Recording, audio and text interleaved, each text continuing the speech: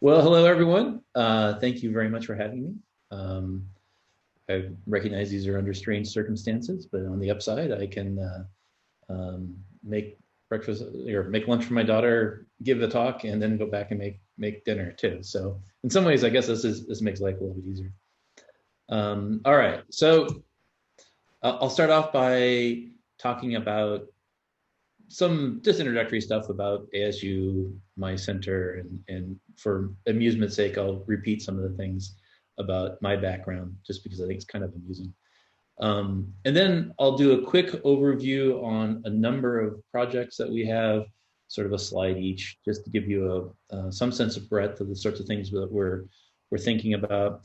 And then I'll really focus on the processor that we were developing for DARPA and spend most of the time on that. All right.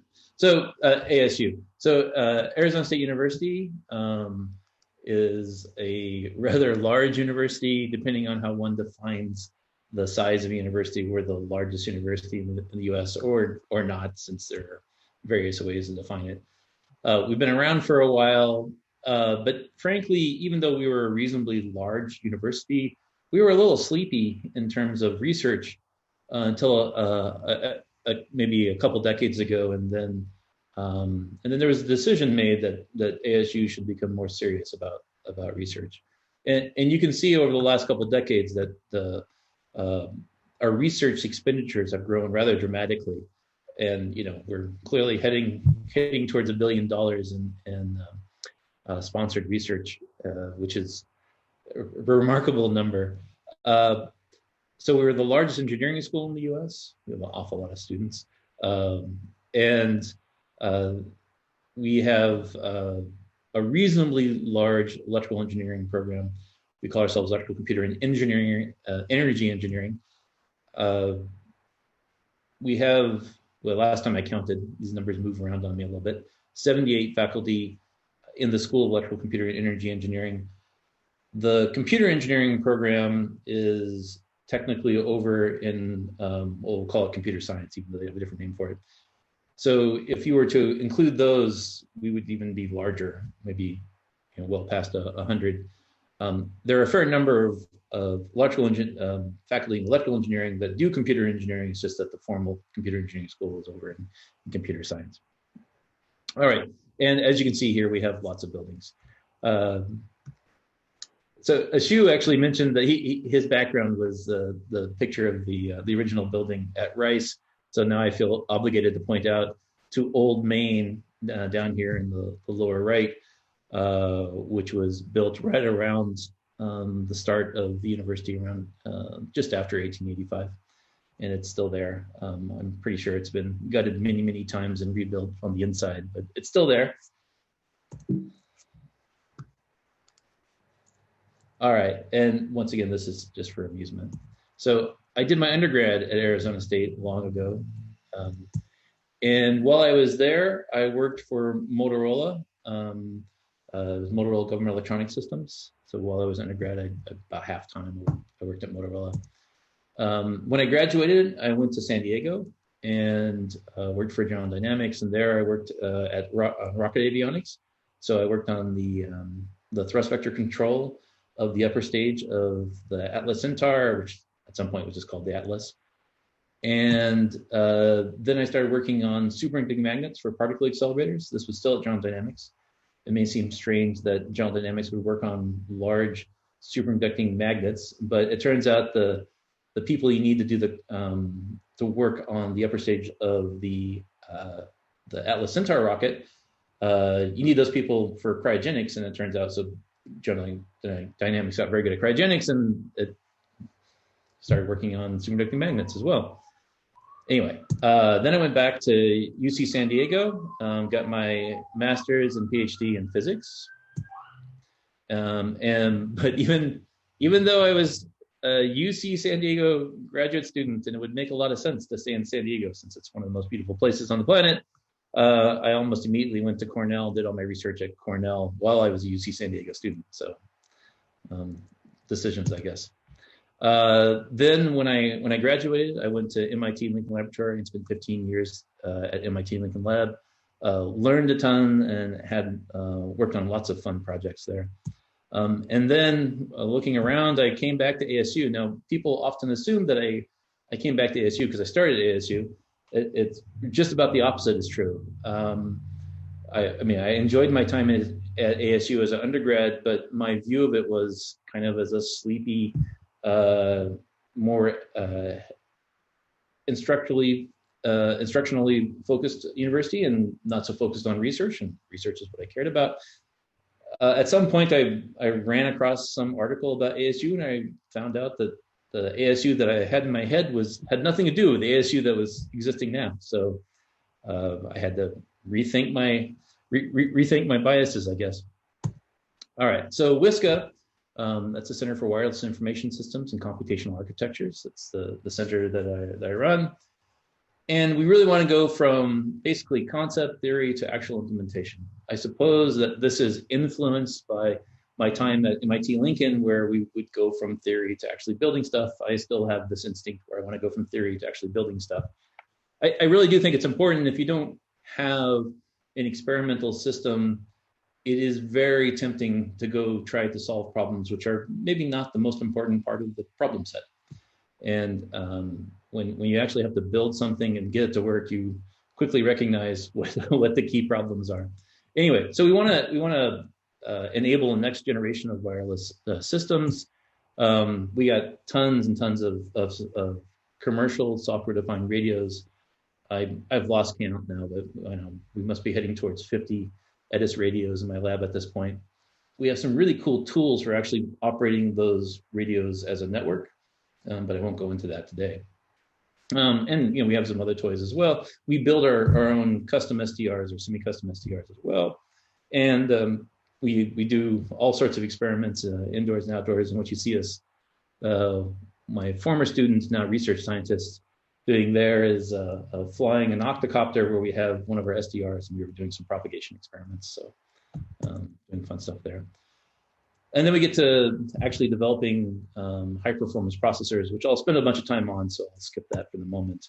And we ended up working with lots of interesting funding sources and companies. So more money comes from DARPA than any place else in my research, but I've done a lot with Google and Viasat and Airbus.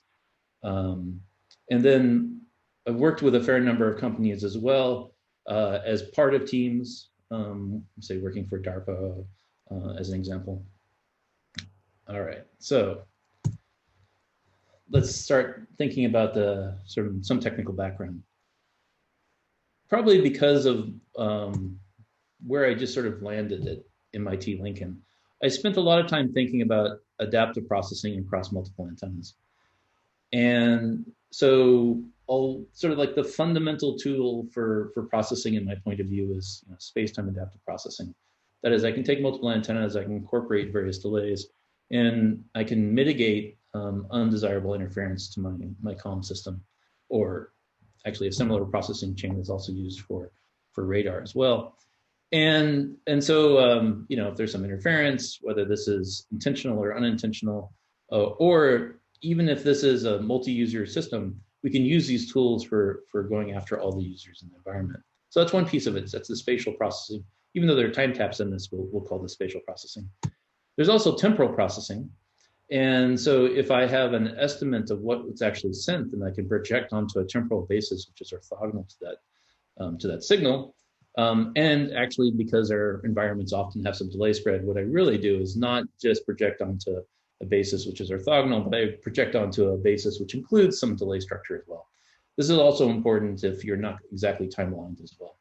And so by doing this, I can remove interference. And then, in general, you actually mix these techniques. So we've known how to do this for a very long time. The problem is these calculations are expensive. And so we need to figure out how to perform these operations and make it not expensive. All right, so this is our fundamental toolkit of how we actually disentangle multiple signals that we want to look at simultaneously. All right, so now this kind of moves me immediately to this next set of problems. So we'd like to provide a better way of actually using our limited spectrum. So the idea is that we reuse the same RF signals and receivers to perform multiple functions simultaneously. That is, we can co-design our systems so that the same RF energy is actually performing multiple functions, comms, radar, other sorts of sensing types of problems or applications. Receivers can receive multiple signals simultaneously, and because we have the tools to disentangle multiple signals, we should be able to actually deal with that. So because we have access to these tools, right, we can build systems where the processing is all joint, and potentially by having access to multiple paths to the environment, we can actually improve rather than degrade the performance. So we're not just trying to mitigate annoyances, but we can actually use the information from multiple sources to get better performance. This is particularly interesting maybe with a multi-static radar system that's simultaneously a comm system and a multi-static radar system as an example. All right, and all this stuff is basically enabled by recent technical advances. That is, we can have flexible RF front ends, and we can have efficient computational systems. And as I pointed out before, I'll talk about how we're trying to push that much further. So examples, well, there are certainly DoD applications where it's useful to have multiple capabilities with the same RF front end. Interestingly, if you think about what's happening in the automotive industry right now, particularly as we're moving towards more semi-autonomous and potentially fully autonomous systems, it's probably going to be that you can't even buy a car pretty soon that doesn't have a radar system or actually a suite of radars on it. And there's a standard for actually the vehicles to talk to each other, although that hasn't been used very much. That's a whole separate system. And then there's another system which is related to GPS, which is just its positioning system. So, if two cars want to talk to each other, maybe they receive their positioning information from GPS, they have a comm system, and maybe they talk to each other. They have a separate radar system that actually looks in front of it. And, the same car that you would like to get relative position, navigation, and timing, you would like to know its position based on radar, and you would like to be able to talk to it, let it tell you what it thinks is going on. Separate stovepipe systems, even though they're all trying to go to the same place. And so this doesn't make any sense at all, right? We could reuse the same RF energy to provide multiple functions simultaneously. So we should think about doing that. And then you go to the very small case. So, millimeter wave is coming to a phone near you, apparently. So that millimeter wave front end, it's intended to allow you to have a high data rate. So why not use that same front end to actually, maybe measure gestures or something like that from your phone and use it as a radar? And that may sound silly, but actually Google built a system to just do that specifically. They built a small scale 60 gigahertz radar that's about the size of a postage stamp. And you're using that for basically gesture control. So you can actually measure the hand position. Now you might ask, why would you do that? Well, one reason is that your phone might be in your pocket and you just want to be able to control it, some sort of human machine interface, control it, without having to pull it out of your pocket, because let's face it, we're all pretty lazy. There's a second reason though, which is if you think about the way we normally interact with a phone, it's swiping your finger across it, right? So we've spent half our lives moving your finger around. It turns out we did not evolve to be very good at that particular motion. So that's a sort of a low information content motion. But we are very good at very tiny micro movements of our fingers, right? This is what we're really good at. So if we can take advantage of the fact that we're very good at that, there's a lot of information that's contained by tiny, tiny motions of your fingers. And if you can estimate that, then you can use that as a human machine interface. Well, there are lots of other things which I'll talk to you about as well that's interesting about these small scale radars, but it's an interesting opportunity once you realize that I no longer have to think about these systems as single function systems. Potentially we can learn all sorts of interesting things about our environment by using these front ends to do multiple functions simultaneously. All right, so I actually threw this slide in at the last moment because this came up in multiple conversations today. So you can imagine that I have multiple subsystems that have multiple needs. That is, I'm trying to communicate, I'm trying to estimate something about the environment as I'm trying to get a radar return. And I would also maybe using that same sort of what traditionally we would have called a radar, I can use that maybe as a base station too. So I'm going to simultaneously receive signals, send out signals, and try to and also see what's going on in the environment. So there are at least 3 different metrics. And in fact, if you think about it for a while, you realize there are more metrics of performance, but we'll just focus on a few of them. And so we can think about the rate, the data rate of the comms. We can think about the data rate of the relay coming back out. And then we have a metric which we call the estimation rate, which is sort of how much are you learning, how fast are you learning something about a radar target. And we can theoretically define the performance of these various parameters. In this very simple case, because we can do this, and because this is a very simple space, we can then say, well, I would like to optimize some weighted combination of the performance, right? And then if you go ahead and do that, you can get this surface, this optimization surface. And then you can move around this optimization surface by saying, oh, the relay comms performance is more important, or the radar is more important. And you can move around the surface and find the optimal set of parameters. Now, that's already moderately complicated, and maybe this is the wrong combined metric anyway, but at least it's simple to write down. If instead of having just sort of 3 nodes, imagine I have dozens and dozens of nodes, all of which have maybe a more complicated set of needs and weird sets of resources. That network problem, that network optimization problem, is a very rich problem. And I've talked to multiple people today about that's probably going to remain a rich problem for quite a while. Understanding even how to write down the problem is complicated. Then going through the process of solving it, once you realize that these nodes, which have to make decisions, have stale information about what's going on with other nodes. And so you have to make decisions, you have to optimize the joint system resource management while trying to satisfy your goals and not adversely affect someone else's goals all at the same time. It's a rich problem that's going to stick around for a while. So anyway, just wanted to put that out there. So another problem that we're working on is distributed coherence, or distributed beamforming. In order to do distributed beamforming, you need to be able to basically maintain the coherence between a set of nodes. So here I have a bunch of, say, CubeSats as an example, but this can be on the ground as well.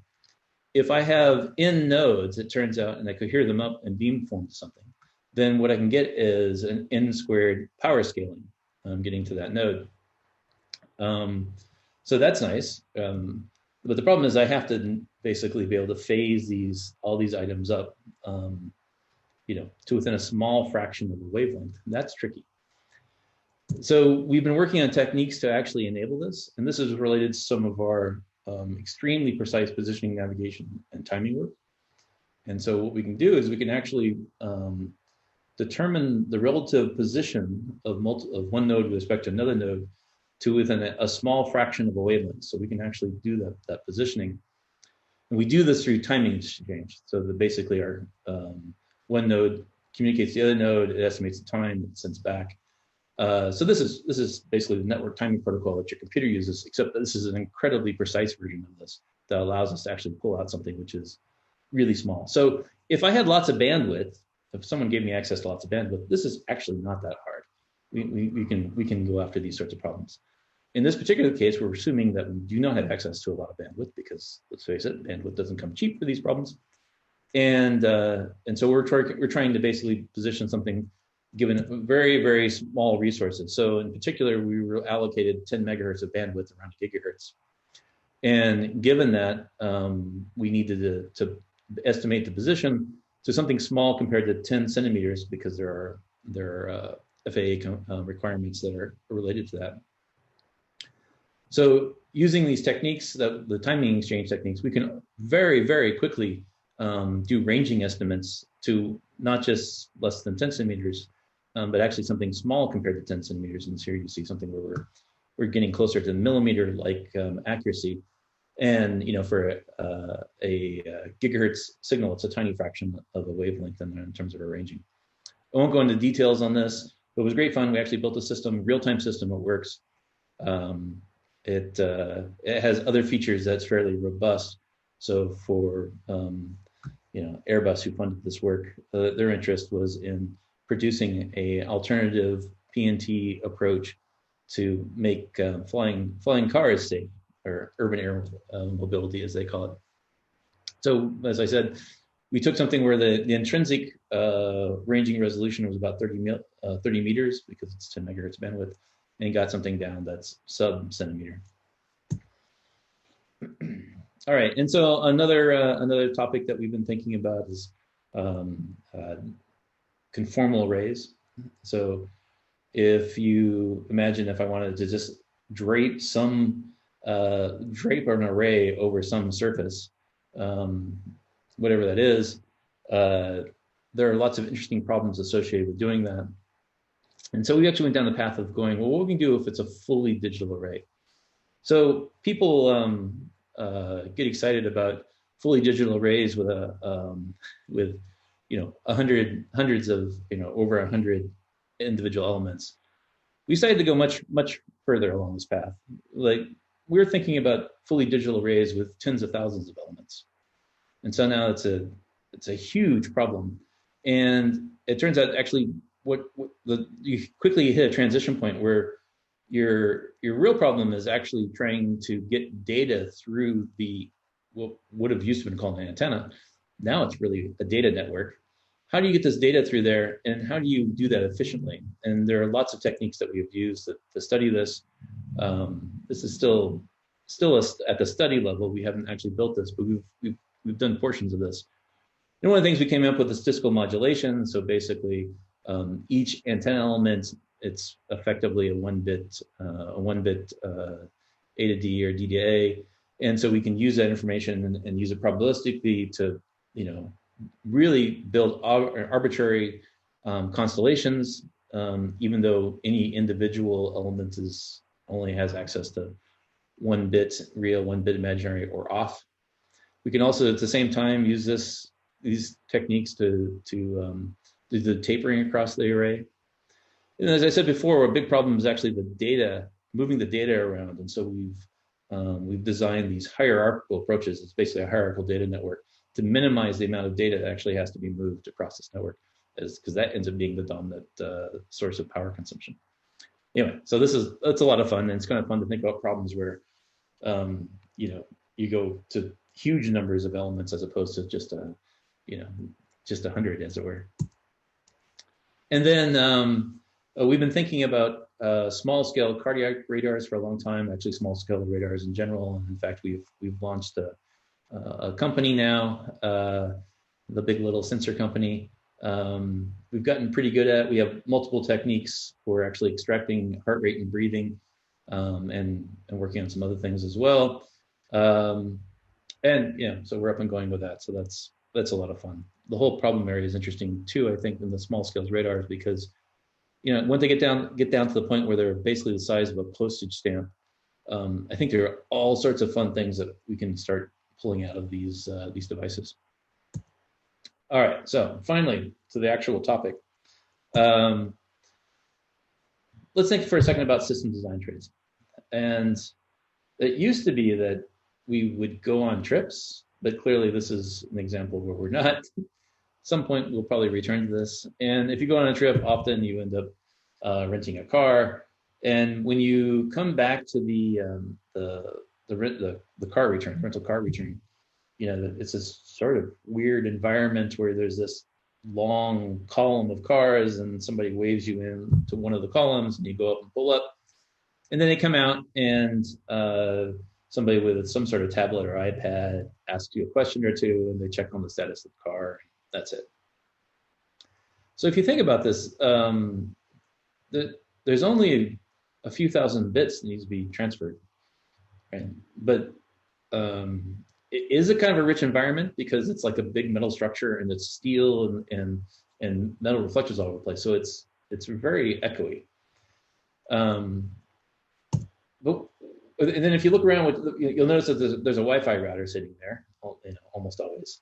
And then if you look a little bit longer, you notice there's another Wi-Fi router, and you keep looking around, you recognize the whole place is just seeded with Wi-Fi routers everywhere. And it's an interesting problem because Wi-Fi is built into everything, so you're tempted to use it. But in fact, it's a bad standard for this problem.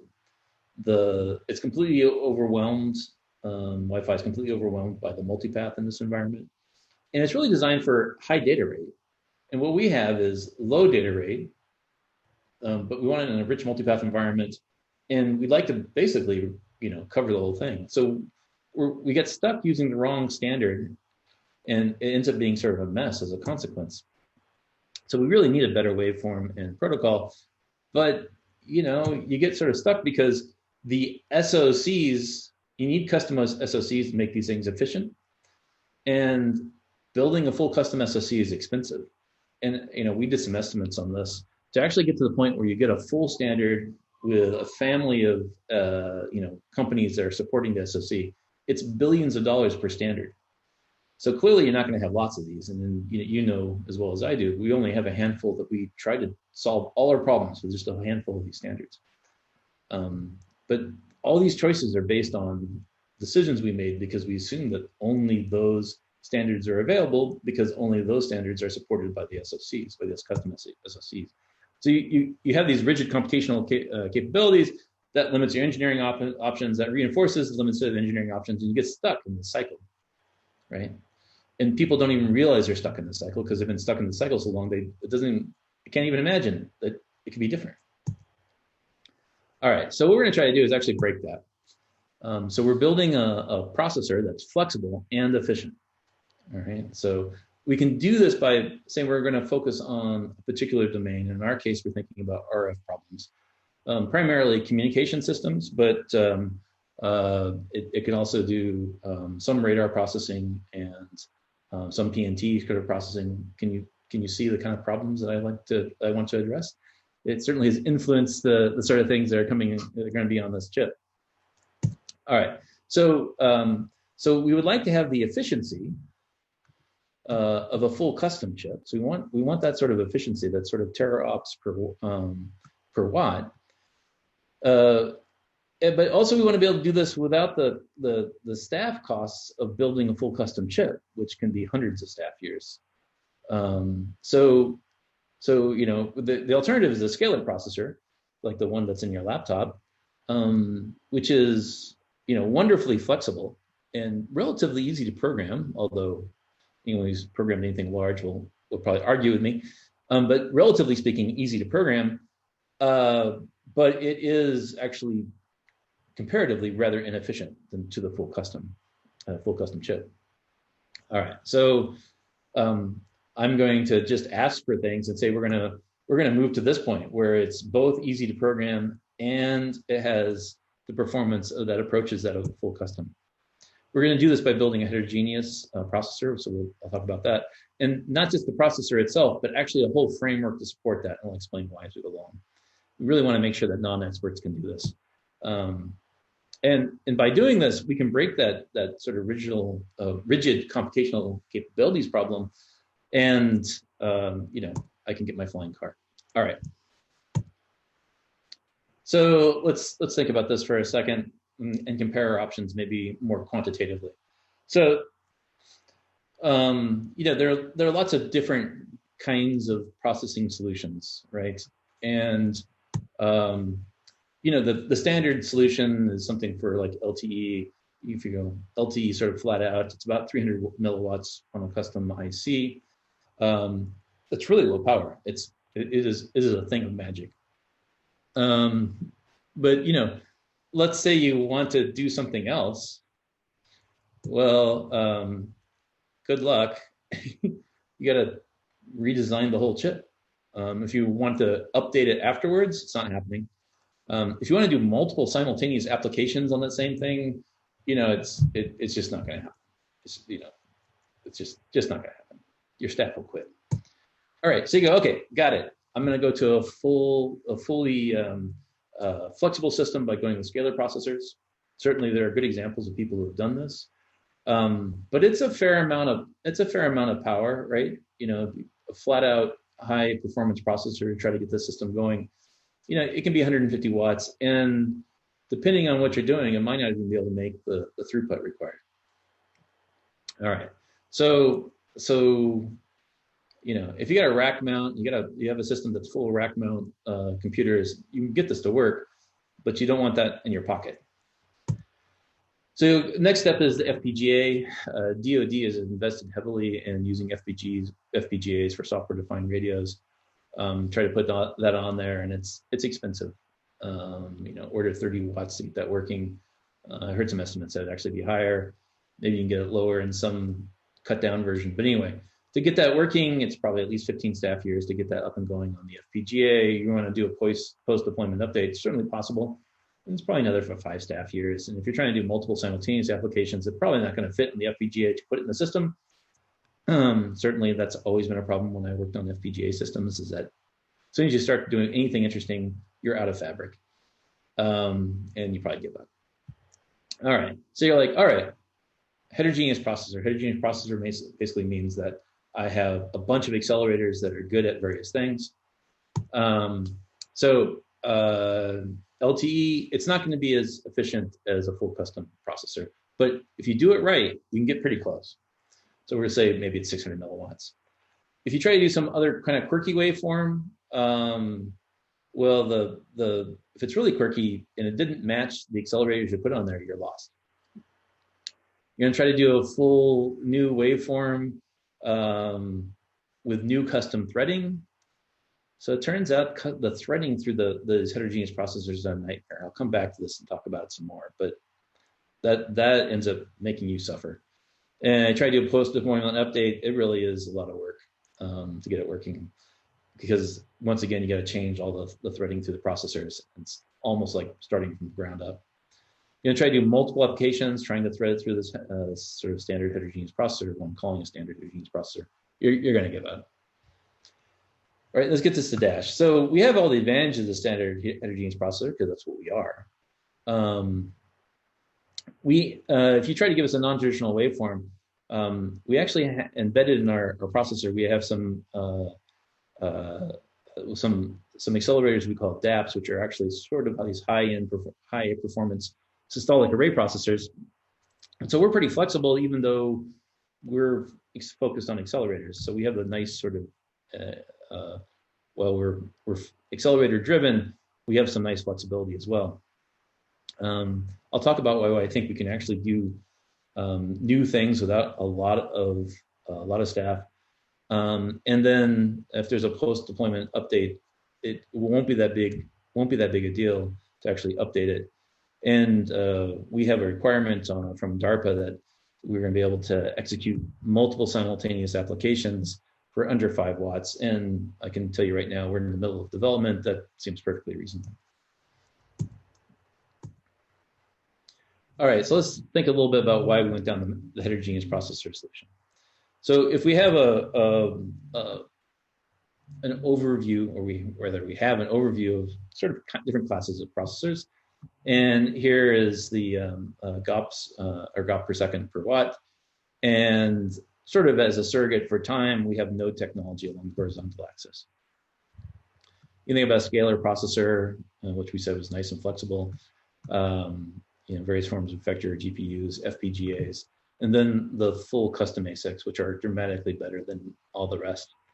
So we want to go from basically a scalar processor to this, which gives us over a couple orders of magnitude in terms of performance.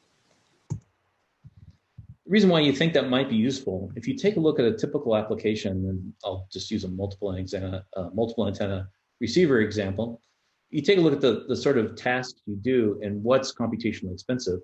There are typically a handful of tasks which completely drive all the computations. So it could be like in this case, the matrix multiply is the most expensive part, and the FFT is also expensive. QRs, back substitution, are expensive, and then the error correction is expensive.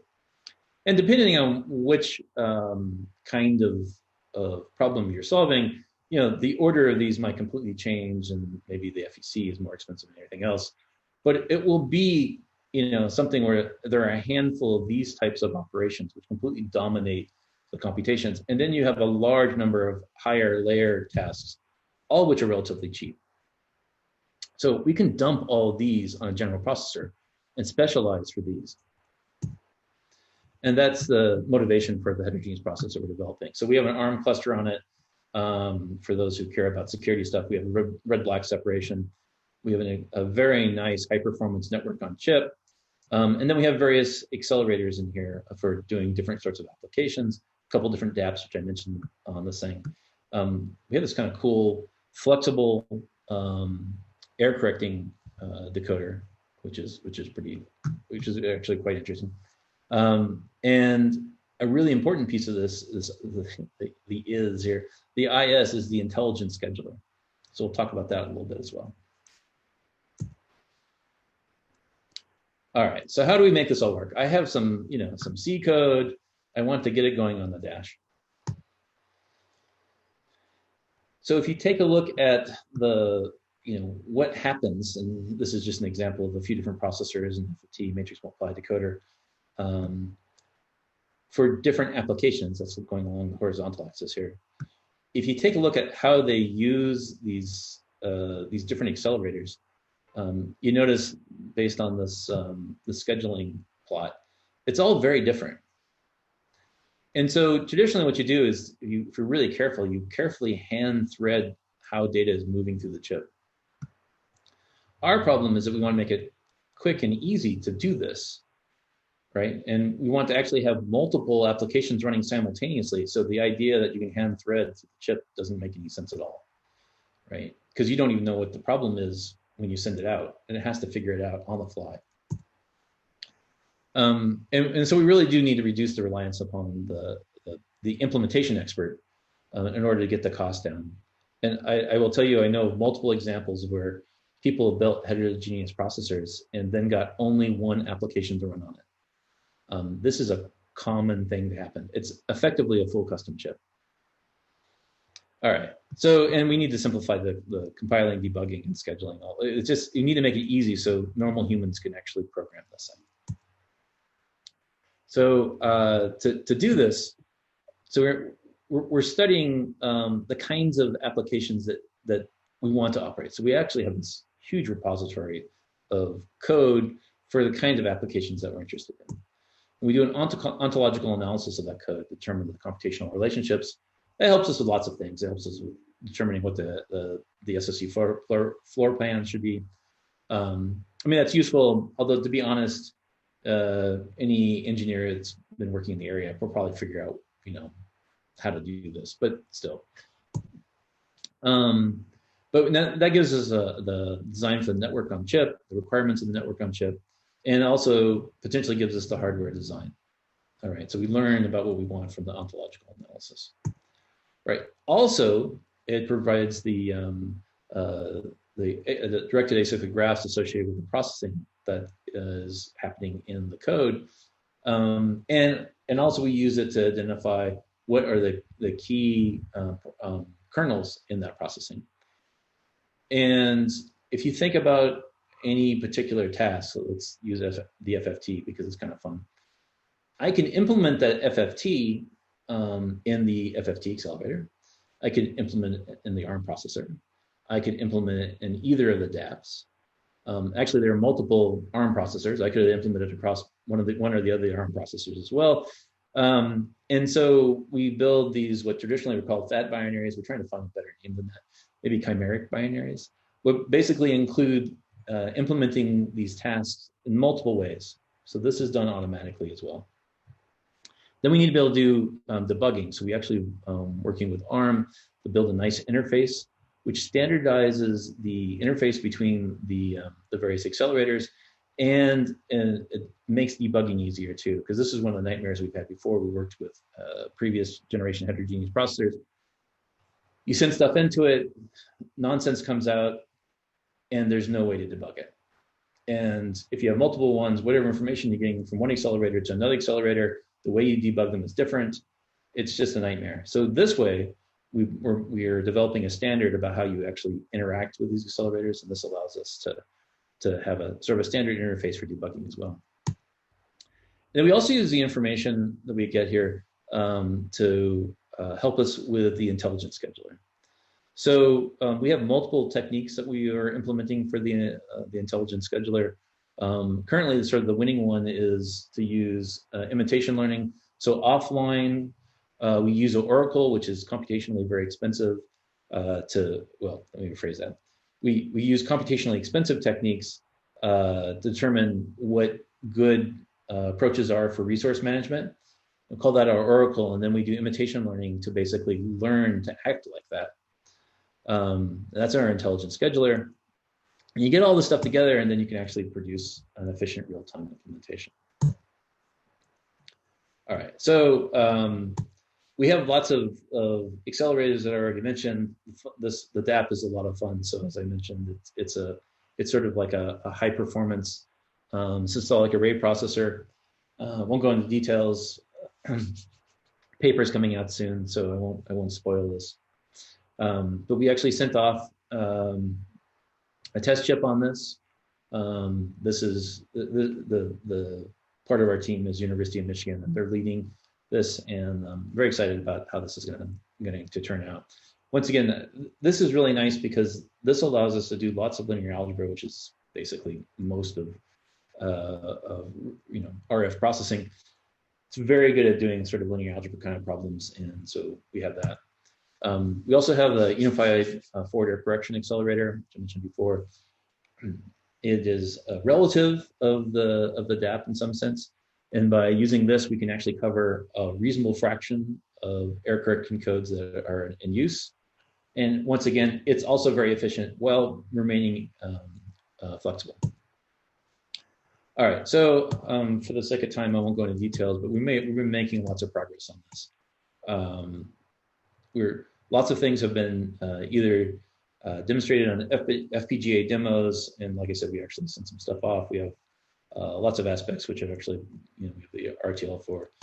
And a part of the program is that we're developing actual radios with this chip. So it's dangerous just to build a chip because if it's not actually embedded in a real system, you'll probably fool yourself about what's going on. So a portion of the team, actually we have 2 team members, there are going to take the chip and actually use it to do radio functions. All right, so here's our path. We've sent out the first test chip. Right now we are working on finishing up the design for the first spin, going to Global Foundries. That will go out first couple months of next year, and then we'll have a more sophisticated second spin on the chip. We're going to use those outputs to basically work in our software-defined radios that General Dynamics and Collins Aerospace are going to develop. And at some point, we hope to actually get to getting this up on a LEO satellite. I've actually talked to a number of potential users for small sats. This is a perfect chip for a lot of applications there, so we look forward to trying to get something going on that as well. All right, so we're having lots of fun. I've been wanting this chip for the last 20 years, basically, because this enables all the fun stuff that we like to do in a sort of sophisticated signal processing sense. We are very focused in the development of this chip on making it useful. And really, it's key, and I can't overemphasize this. We have to make it so you can actually program this chip. And so a lot of work, probably half the work, maybe more than half the work on the team is actually in developing the software that supports the use of the chip. And we have some really cool accelerators we're developing for this as well, and working towards the actual demonstrations. So I'm the PI, and Arizona State University is the prime, and really, I can't stress this enough either, have an absolutely wonderful team. So these are our team members you see listed here. Lots and lots of wonderful people working on this program, and it's very exciting to be part of this. So I'll say in closing, I want to once again thank all the people on my team who working very hard to make this all work out. And that's it.